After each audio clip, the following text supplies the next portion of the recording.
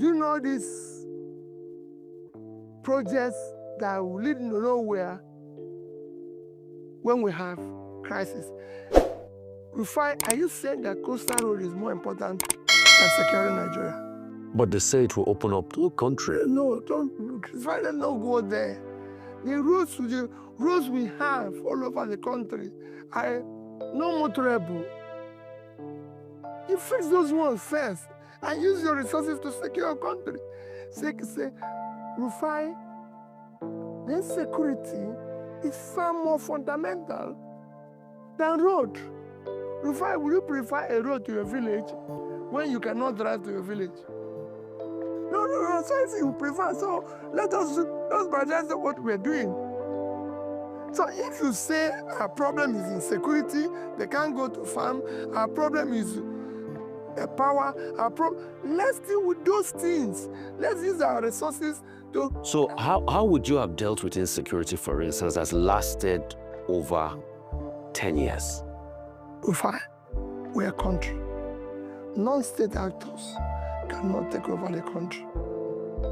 There's something wrong. I can tell you, I have done in my own small way facing security as the governor of the state.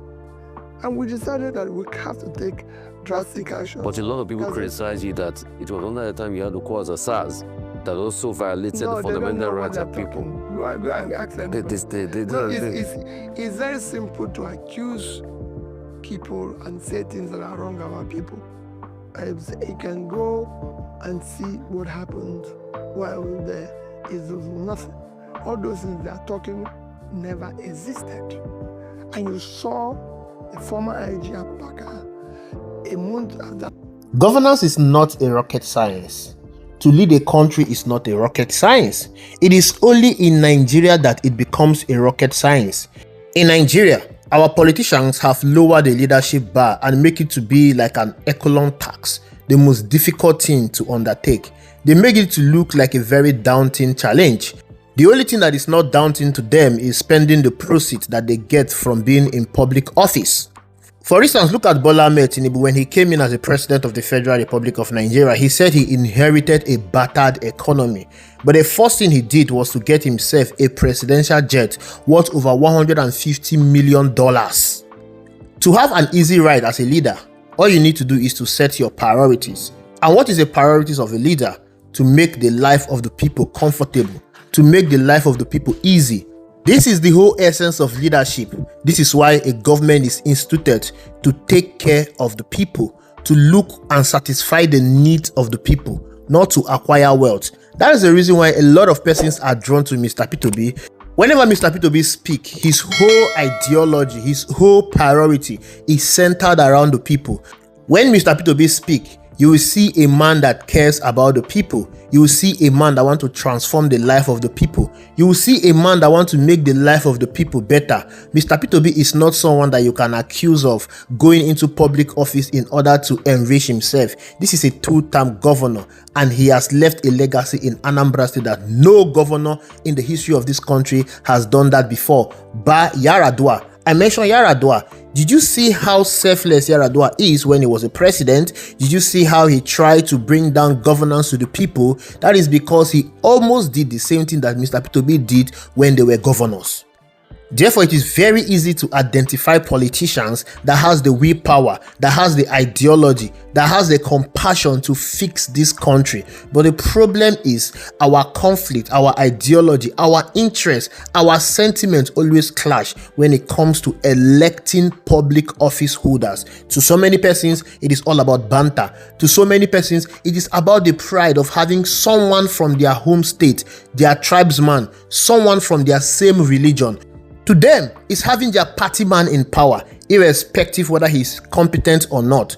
The same way it is very easy to identify someone that has the compassion, the willpower to care for the people, is also the same way it is very easy to identify someone that will not take care of the people, someone that does not have the compassion, the ideology to be a people-centric leader. The last election presented us with that opportunity, but we decided to go with PRO, with propaganda. Mr. Peter Obi and Bola Ahmed Tinubu were all former governors. Mr. Peter Obi, as governor of Anambra State, was a people-centric governor. The stats, the data, they are all available on public domain. How Mr. Peter Obi was able to transform Anambra State from the health sector to education to pulling people out of poverty to construction of road. Mr. Peter Obi did all of this without any PRO, without any propaganda. Anambra State was adjudged as the best road network in Nigeria. Anambra State was adjudged as the safest state in Nigeria. Anambra State won award as the best in education in Nigeria.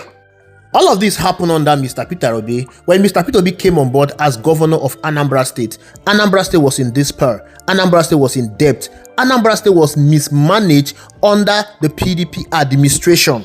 There was nothing functional going on in Anambra State. Everything was a standstill in Anambra State. We are talking about a state that the school was closed for 2 years. For a whole 2 years, the students in Anambra State were all at home. No one went to school for 2 good years. Because of the people-centric leadership of Mr. Peter Obi, Anambra State rose from 30 to become first in WAEC in Nigeria.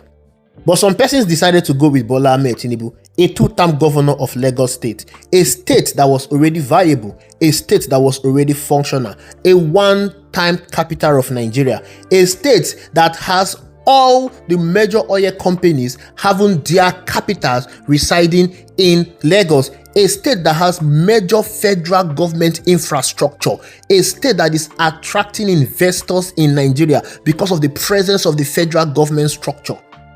But in all of this, there was no HDI, the Human Development Indices that is used to measure development all over the world, was missing in Lagos State. This was what set Mr. Peter Obi apart away from Bola Ahmed Tinubu. This was what made Mr. Peter Obi the best fit to manage Nigeria. At the point in 2003, Nigeria needed someone that understands what it means to invest in the people, someone that understands the concept of human development, someone that knows how to manage the resources in this country. There was no other presidential candidate aside Mr. Peter Obi.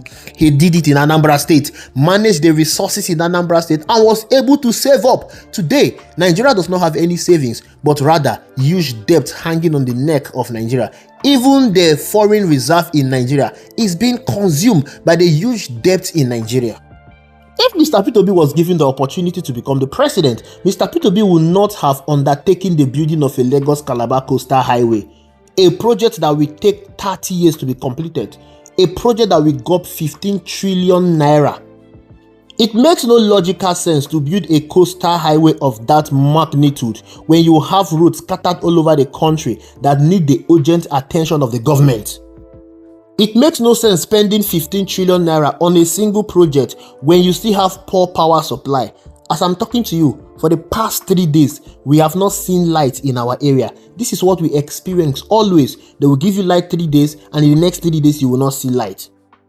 Mr. Peter Obi will not engage himself in a project that will cost 15 trillion naira when the country is facing inflation. And we all know that the reason why we are facing inflation and shortage of food is because of insecurity. How can a country of over 200 million citizens be unable to feed herself? That is despicable. The reason is because of insecurity. Insecurity has taken over major part in this country. Farmers are being driven away from their farmland. People are being driven away from their ancestral home because of insecurity. 15 trillion naira would have gone a whole lot in curbing insecurity in every part of this country. It would have gone a whole lot in stabilizing the inflation. It would have gone a whole lot in boosting our food production.